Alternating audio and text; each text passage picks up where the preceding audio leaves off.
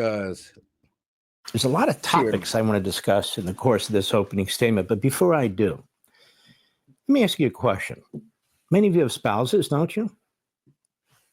Many of you have boyfriends or girlfriends.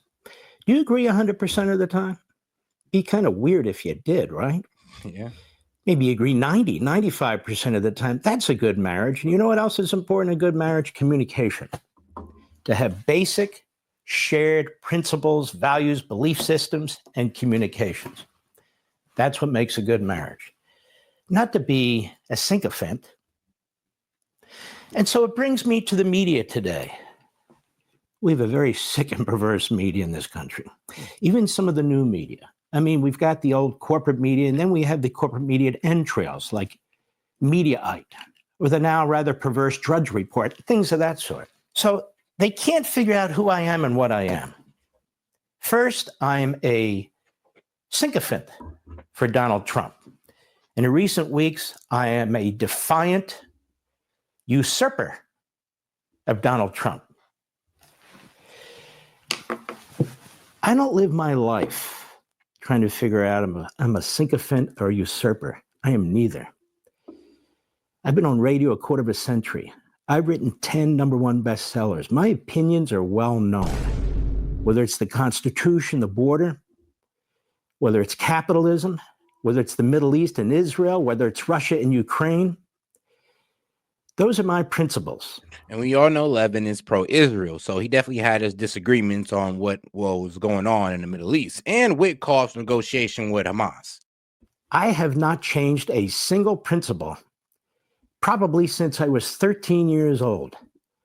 I like to think I'm relatively intelligent, but maybe I'm not. Maybe everybody else is playing chess and I'm playing checkers. For all I know, I'm playing ping pong or bocce. I don't know.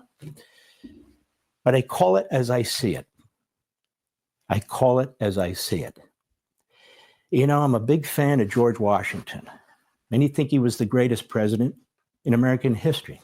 You know, he owned slaves. Maybe you heard that. Yeah, I know that. I'm a big fan of Abraham Lincoln. Some think he was the greatest president in American history. You know, he eliminated habeas corpus in violation of the Constitution. He shut down 200 newspapers in violation of the First Amendment. But he won the Civil War and he ended slavery. And he didn't even want to do that. I'm a big fan of Ronald Reagan. Many think he was the greatest president. I worked in his administration for him for 8 years. And shout out to my man Vlad Steen. He says, good video in the general chat and Discord. I got you, big dog. And shout out to my man Zoloff. He says, countdown. We got 1,342 days more days of Trump presidency. I mean, I'm telling you, bro, every time you do that, in my head, I'm just...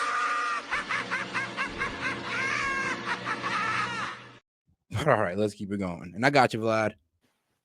And he gave amnesty to several million illegal aliens. I strongly disagree with that. So I disagree with slavery. I disagree with Lincoln on the Constitution. I disagree with Reagan when it came to amnesty. Okay. And so we will have our disagreements. That's called republicanism, democracy, free speech. You know, funny thing about Donald Trump, he wants different opinions. He wants them aired. He wants to understand them. He's a principled man, but he changes, you know, his application, his strategy, his tactics. That's what you do when you're making deals. And he and I talk from time to time. And we both are very good friends. I adore the man. He says he adores me. And here's the thing. Every time the media try this, every time the media try to stir the pot with he and I, it doesn't work. Levin takes on Trump. Trump says this. These are grifters. They want hits. They want whatever they want. Here's the bottom line. He has said to me and I have said to him, nothing's going to come between us. You want to know why, ladies and gentlemen? He loves America. I love America. He wants what's right for the American people. I want what's right for the American people. And we know his enemies who tried to put him in prison, who tried to steal all his money and his wealth, who went after his family, who did everything they could to try and destroy the man. They're the enemy, not the adversary. They're the enemy. And if they win the midterm elections and take the House, we won't be able to save this country. Boy. You need more than 2 years to undo what they've done. There will be impeachments. There will be prosecutions. There will be God knows what. Endless subpoenas, investigations. The media will join in too. So we have a common enemy and we have a common love. You, the people, we, the people. So we're mature. Mm-hmm. This is a mature society. We can have differences of opinion. He with me, and from time to time, me with him. There is no hiding the fact that I don't understand all this Qatar stuff. He's playing chess. I'm playing bocce ball, I guess. I don't understand it. That doesn't mean I think that what Donald Trump is doing is devious, that he's trying to harm the country and so forth and so on. We just have a difference of opinion. Qatar is a terrorist state. Qatar gave safe haven to the mastermind behind 9/11, KSM. The FBI was on his trail. They tipped him off and they helped him get out of the country and gave him a fake passport. To me, that's the enemy. Just to me. A recent report came out last week, and there have been other reports before that. True. $29 billion in the last few years. The Qataris and the communist Chinese pouring into our country. They've destroyed many of our top colleges and universities. They're now funding propaganda against America and against Jews in K through 12 schools. Yeah. Now, I'm hoping as part of all these money deals and all these great activities and so forth. I know we got all these pro-Islamist organizations popping up all over America, so it is a bit concerning. And then we do find out that it is Qatari money, so it does go to show. It's like kind of funny. I did say how we did the Qataris. This is their way of kind of showing us their ass. We pretty much went over there, told them how to live, told them how they should be, told them who they're allowed to talk to and everything. And you know what they did? They spent billions upon billions of dollars pushing their agenda in our country. And at that point, I'm just saying, you know what? All right, then. We'll let you do y'all. You guys stop the BS with the funding into our country, and we'll just leave it at that. Because it makes sense. Like I said, we came over there, disrespected their culture, and that was their reaction. Do I agree with it? Oh, hell no. But do I understand it? Yes, I do. Forth, that in return, they've agreed to stop pouring their blood money into our country, destroying our colleges. Oh, and did I mention that they were funding Hamas, the biggest funder of Hamas that slaughtered the Israelis? No wonder the Israelis hate the Qataris. Yeah, but Qatar was the only way we'd be allowed to communicate through Hamas. So you can't pretty much fault them for their support of their so-called, and I mean, Muslim brother and Muslim brothers. So you can't really fault them on the support of that, seeing that they were the only way we had a vocal point or any type of negotiation point to these guys. Like Qatar opened that up for us. So I mean, we could fault them as much as we want, but let's be real, we wouldn't even be here or wouldn't be able to have these talks or get the negotiations without Qatar. Oh, and they funded the Taliban. May I mention the Taliban? Maybe you're familiar with Tunnel to Towers. If you watch this network, you are. Have you seen all the men and women who have suffered at the hands of the Taliban? Oh, and they're best friends with Iran. And they don't want us bombing Iran. Yep, they like are. We give a damn what Qatar says. So we have a difference on Qatar. That's okay. It's okay. Look at Iran. We don't want to bomb Iran. And honestly, like I see, like the way Mark Levin sees these guys as like separate people, separate countries, but I see these people as kind of one people, just in different countries, different jurisdictions, but they all share the same religion. They all share the same belief. So of course they're always going to stick up for each other, even if some have had shaky histories. They're always going to stick up for their so-called Muslim brothers. Like I said, you guys got to understand the nature of these people. This is which I'm not defending in any way, but I am trying to get you to, kind of see from a different perspective. The isolationists told, we don't want to bomb Iran. It'll start a war. We don't want to bomb Iran. Well, I can't wait to see the plan that's going to prevent Iran from getting a nuclear weapon. But here's the thing, though, and this is what I said. It's all about Iran getting a nuclear weapon, and we're only pretty much doing this off the fear of, Iran is hostile towards Israel. If it wasn't for that, I don't even think we care about Iran having a nuclear bomb, to be quite honest. they frame it as a threat to America, but I'm just like, bro, there are other countries that got nukes that aren't really too friendly to us. So it is kind of funny how we kind of let them get off, but Iran's the golden child in this whole situation. Like, or I would say not even the golden child, but the black sheep in this situation. Oh, everybody can have it, but you. It is a bit crazy, but here we are. We don't want to bomb Iran, but we just bombed the hell out of Yemen. Yes, We we bombed did. the hell out of Yemen. Was it 30 days or 60 days? And we proudly, the president proudly, the secretary of defense. But this is what Mark Levin failed to realize. If we bomb Iran, what's that like? Okay, what's to stop them from going warp speed on this damn nuke? And then they actually do have one. Now they're using it to defend themselves. Let's not give them a reason to build one. They've reported that they don't have a bomb, but they have built up the capability to have one. They have enriched the uranium enough to have one. I will be honest about that part. But to just sit there and say that, hey, one, you shouldn't even have nuclear power, and two, if you have this bomb, we're just gonna blow this, just blow you guys up. I'm like, I don't really see how that's gonna help the situation, because that's just gonna antagonize them to make a bomb. So I don't really see where we win in this situation, but just coming to the table, working that out, and be like, you don't get a bomb, but you can keep your whole nuclear program. Don't know why you need it. Got all the oil in the world, but we'll let you keep it. And shout out to my man. Hey, yo, appreciate the support, guys. Shout out to my man Fox Chase. He said, let's get some callers tonight.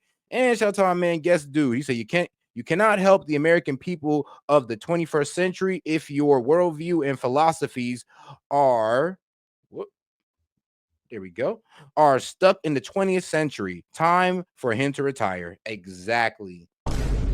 He's like, bro, at a certain point, we just can't bring up every egregious thing they did.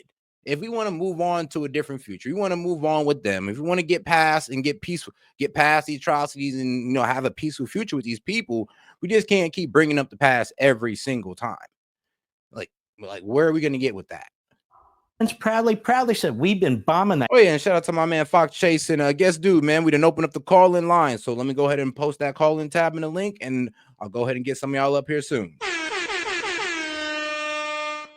The hell out of these guys. We're going to crush them. They're going to keep those lanes open no matter what. We're going to send a message to the Iranians too. And we bombed them, and we bombed them, and then we bombed them some more. Bombed the shit out of them. And then we're told they surrendered. Except when it comes to Israel. Israel, you're on your own. But don't worry, we bombed them. But not Iran. No. That's taboo. That's taboo. Everybody's talking about if they don't make a good deal. Because the problem with Iran is it kind of seems like there's going to be people that's going to back Iran up. That's the problem with Iran. Like, Iran's kind of in the trenches with it. And what I mean by in the trenches, I mean they're in deep with a lot of countries that are our adversaries. So if we pop off on Iran, that's why it could start a world war. And Levin is thinking that we can just bomb Iran consequence free and look at everybody like, look at all the countries like, what you going to do about it? I mean, they're going to do something about it. Actually, the first country is going to do something about it is the one we bomb. Well, then we'll bomb them. I could be dead wrong. I don't think that's the case. I could be dead wrong. The isolationists, the self-hating Americans in many respects, they say, so what if Iran gets a bomb? Qatar doesn't want Iran bombed. Saudi Arabia doesn't want Iran bombed. Little Israel, who cares about little Israel? I mean, we give them some arms and so forth. And what I tell you, they always bring it back to Israel. And I always do say they frame it as a national security for us. But I'm like, bro, first off, these guys are all the way in the freaking Middle East. They're like, their nukes aren't reaching us. And second off, like, they don't even have a proper air force like that. So trust me, like, they're more of a threat to Israel than America. And the way they try to frame it is as if it's an overlying threat to America. Now, here's the thing. I'm not going to sit here and say that, oh, well, just because they're a threat to Israel, we should ignore it. No. We should sit there and back them up and try to protect Israel. We just don't want them to die. No. But what we don't want to do is sit there and just be like, all right, well, just for this one country, we're just going to go ahead and make sure you guys can't have no nuclear energy, no bombs, just for the safety of this one country, while this one country has all the hostility in the world. Like, as we were trying to have negotiations, Israel bombs their ports.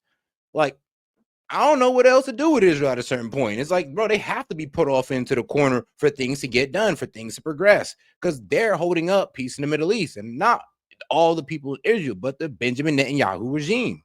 Forth and so on. They're going to have to go along with the program. Netanyahu, you know, Biden tried to take him out. The Democrats tried to take him. This guy is an immovable force. Just because he wants to save his country, just because he wants his people to live, just because he wants to destroy Hamas, which slaughtered 1,200 people. You know, Al-Qaeda slaughtered 2,400 of our people.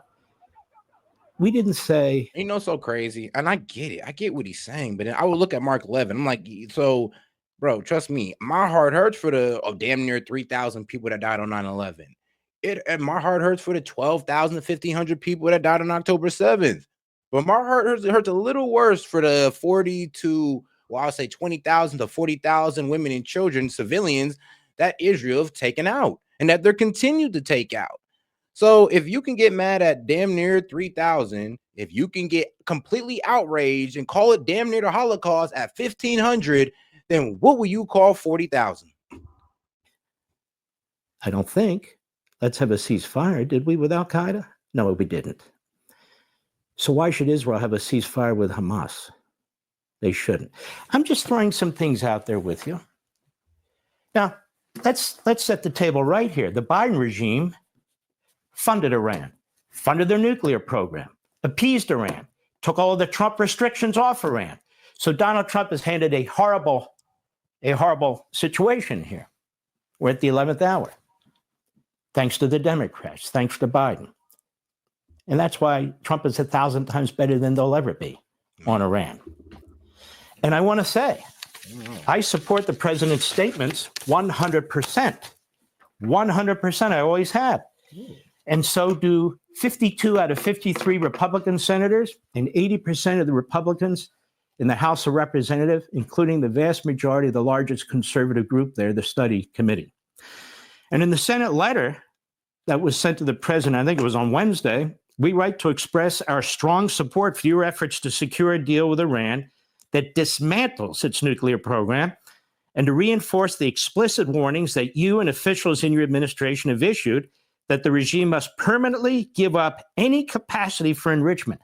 This is every single Senate Republican, except for Rand Paul, who's kind of out there, you know, sort of the Soros Koch stuff. I'm done. During your first term, you withdrew the United States from the deeply broken Joint Comprehensive Plan of Action, the Obama plan, and imposed maximum pressure on the regime. As you said then, a fatal flaw of the deal was that it, quote, allowed Iran to continue enriching uranium and over time reach the brink of a nuclear breakout. The letter goes on. The scope and breadth of Iran's nuclear buildout have made it impossible to verify any new deal that allows Iran to continue enriching uranium. That's the deal. Those spinning centrifuges, that's what the Senate Republicans are talking about. That's what Donald Trump was talking about. They cannot continue to spin because to go from spinning centrifuges that may not necessarily be used for nuclear arms to spinning centrifuges for uranium for nuclear arms is like that. We had General Keane on the program a couple of weeks ago. He said it takes 2 weeks. Every expert I've brought on here said, no. If they're of the mind to get a nuclear weapon, they'll get a nuclear weapon. No spinning centrifuges. The United States has to go in there, remove them, and destroy them, as we did with Libya. That was the Libya plan that Bush put in place. If Bush can do the Libya plan, I believe Donald Trump could do the Libya plan in Iran. Bush got it done. Trump can get it done too.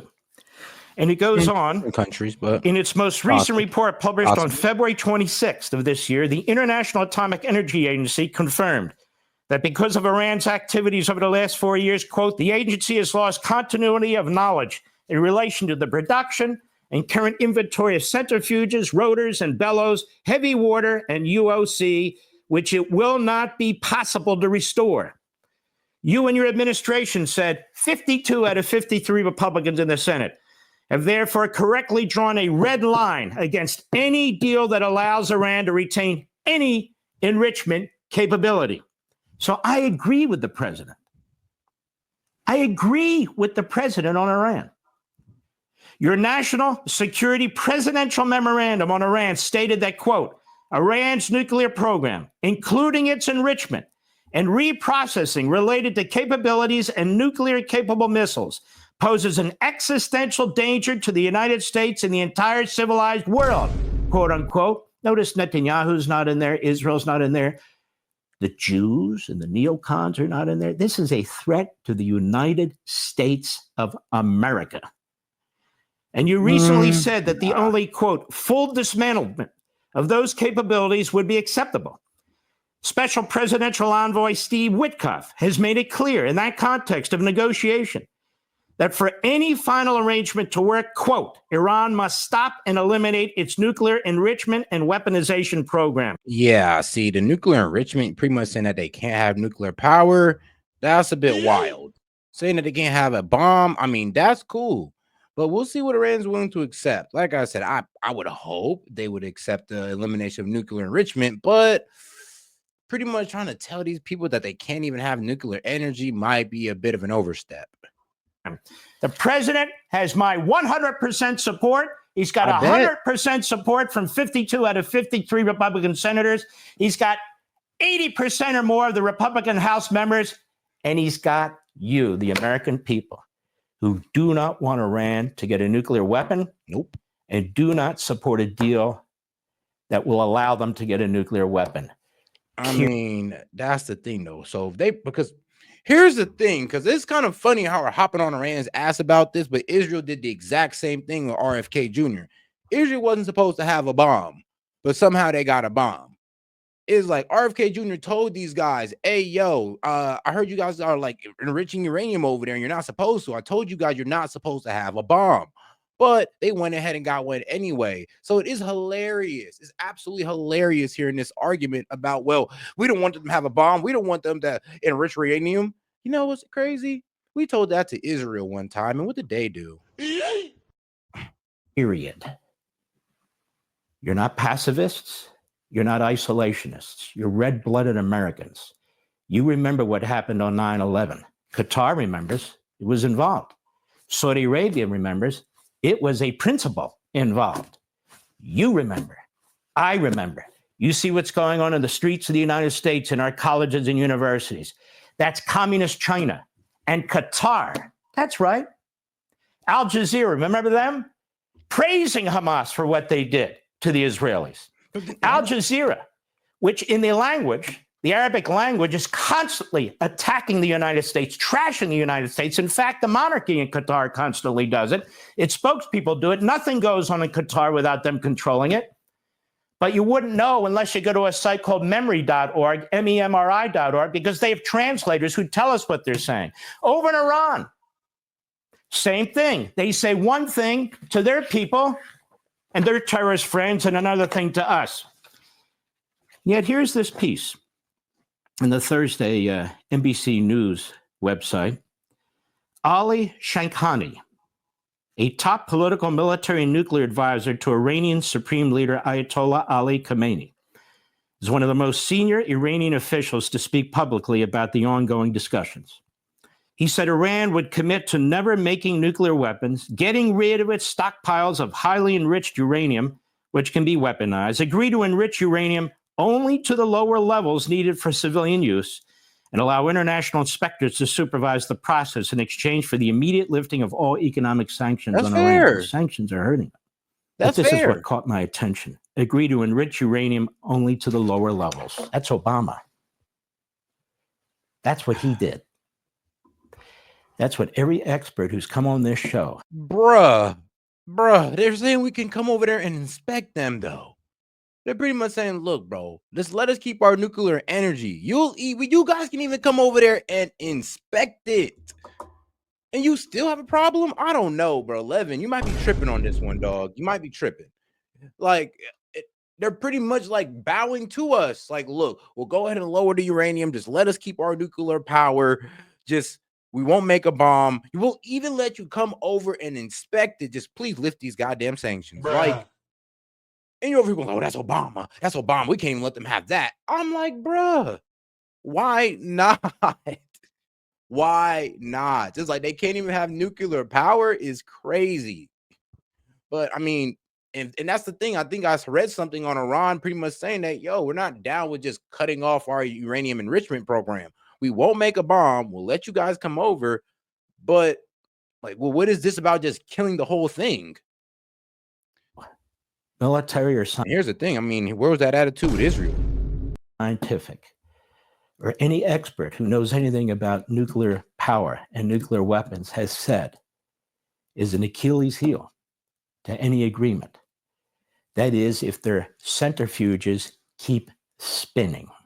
Now, the argument that they have made, the Iranians, is, hey, look, we have a civilian population and we need energy for us too, while they're selling enormous amounts of oil to communist China. And by the way, they will sign anything, which is why it's very important to understand what it is this potential deal is. And I want to support the president. I support him right now, because as far as I know, this remains his position. And his position is supported by the vast majority of the American people, almost every Republican in Congress, supported by me and the millions of people who listen to my programs. We're 100% behind him. And no matter what happens, I want the media to understand I support Donald Trump. You don't believe me?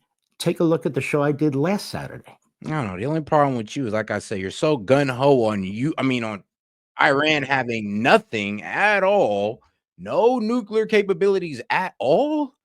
I believe is a hard ask. If we can get him to do it, I don't care. Like, great. If we can get him to do it, fantastic. But none at all? I don't know, man. It don't, I don't know. It just don't hit right. It just seems a bit unfair, because we've told other countries that they can't do it. They did it and we ain't did shit about it. So it's crazy how we're kind of hardlining on these guys. But I don't know. I think the first deal was just pretty good. All right, no bombs. You get inspected, and we'll keep the uranium enrichment low. What's wrong with that? What's wrong with that? And shout out to Fox Chase says, "Set, I'm not sure if you're old enough to know they tried that agreement with Iran already, and they just kept enriching."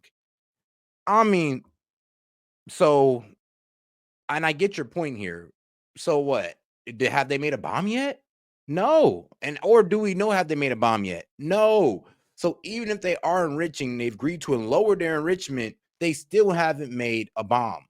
So we keep on running off of this excuse of, well, if they have it, they'll enrich it, they'll enrich it. I mean, that's what any country would do with nuclear energy. They would enrich it to provide energy for their people. So let's not act like this is something like that they don't need, or is inhumanitarian, or like, I make the point, like, all right, they got all this oil money, but who's to say they're not looking out for their environment? I'm trying to look at both arguments here. I mean, if they want to go ahead and take the zero enrichment and all that good stuff, I'm sure they can do it. But just to sit here and keep on saying, but the enrichment without the result of a bomb, it kind of just seems like they're fear mongering on the enrichment part. Like, how long are we gonna keep talking about enrichment until I mean, let's be honest, we've been talking about it for a while now, and it still hasn't happened, because they know what we'll do. I think our threat has reached them pretty damn well, but now I believe we're kind of overstepping it, because they gave us the deal and it sounds pretty damn good. We can come over there and inspect it. Okay. Now, how did that work with Obama? I mean, I would have to look a little bit deeper into that. But if they've been enriching since Obama and we still haven't got a bomb out of Iran, then what is this? What is this all about? Because I mean, if that's what we're going to keep on going off of, then we've been wrong for about like almost 10 plus years. Well, but more than 10 plus years. Welcome back, America. We're here with our friend Gordon Chang of the wonderful Gatestone Institute, fantastic institute. His book, Plan Red. And shout out to my man Guest Dude. He says, stop being scared of nukes. Iran could make a bioweapon thousands of times worse in a garage. Look at what C-19 did, and that wasn't weaponized. I mean, well, damn. God damn. I don't know. Like, we're trying to give these guys, we're trying to go on a new foot with these guys. We keep on bringing up old shit. That's the problem. We're trying to get a new relationship with these guys, or we're still talking about an enrichment program that they have yet to utilize into a bomb since Obama.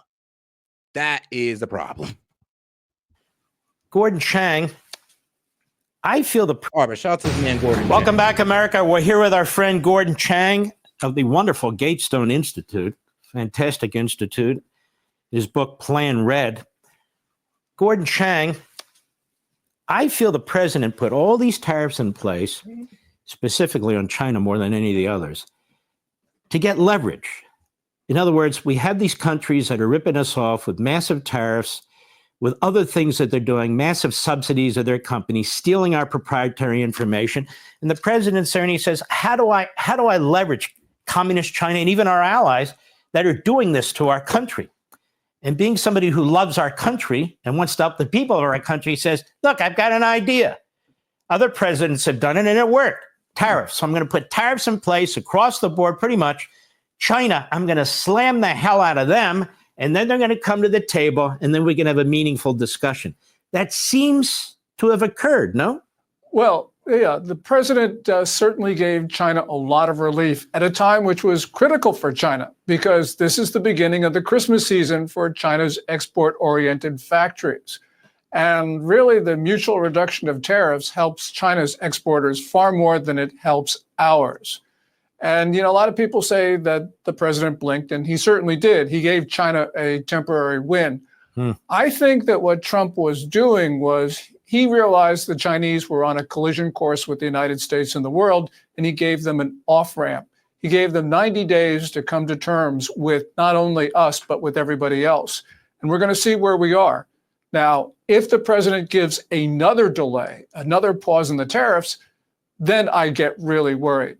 But at least for the meantime, I think the president has been quite gracious. Now, I think it was a mistake, largely because it's made the Chinese arrogant. And I don't think he should have let them out of the box, but he's the president. Well, it's interesting you say that, because I was looking at it quite differently than that. That is, even though it can hurt us, the supply chains, pharmaceuticals, and all the rest of it that unfortunately we've come to rely on with China, I think what he was doing is he was showing China, we have more power in the ability to affect your economy than you do ours. And not only that, that's been I proven. believe you've told me, and I've also read, that there's little pockets of unrest in communist China with workers in different factories protesting. Some of the, I won't call them opposition media, but some of the information's getting out of China that they were having serious problem with these factories and so forth. People weren't being paid for 2 weeks. Pensioners weren't getting their pensions.